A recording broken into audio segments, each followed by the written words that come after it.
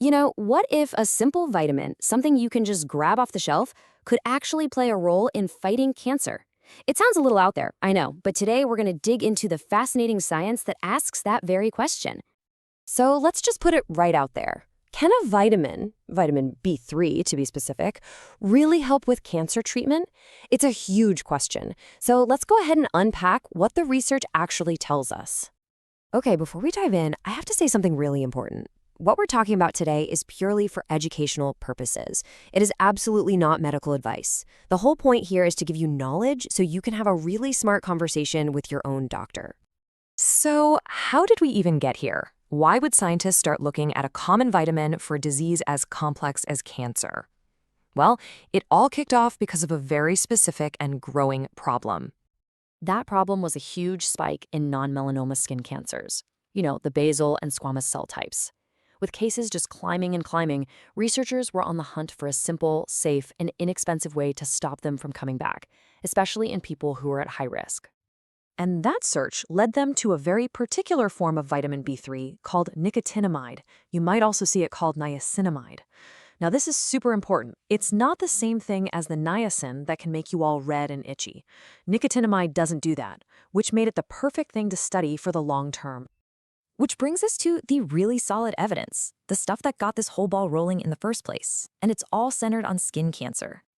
Back in 2015, a huge landmark study was published, and it put a number on this whole idea. That number was 23%.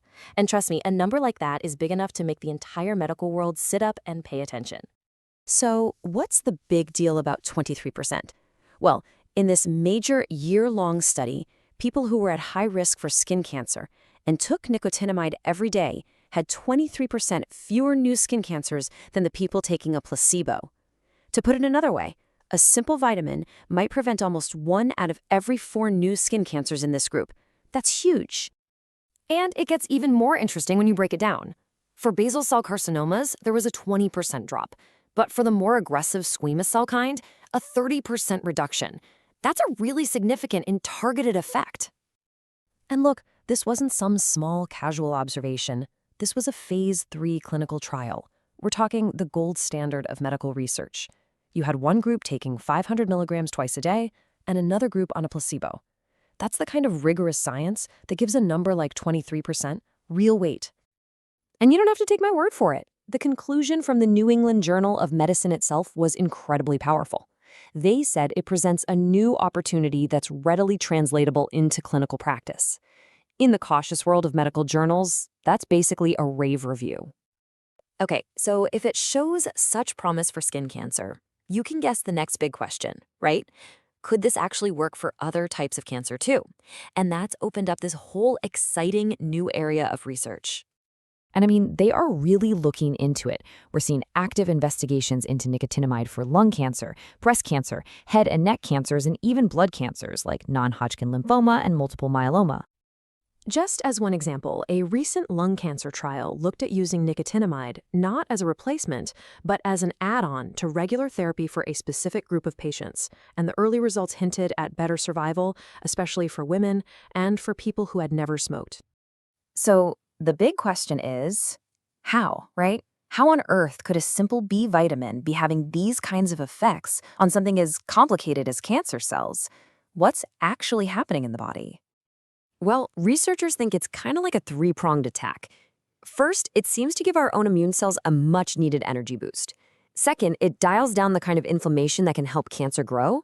And third, and this is just so cool, it might help flip our body's own tumor-fighting genes back on after they've been silenced. And just a quick practical reminder, because it's so important, the vitamin they used in all these studies is nicotinamide. It's different from niacin, which is the one that can give you that uncomfortable niacin flush. It's a really key difference to remember. All right, let's pull all of this together. We've talked skin cancer, lung cancer, how it might work. What's the big picture here? What's the main takeaway from all this? If there is one thing, just one single thing you remember from this, please let it be this.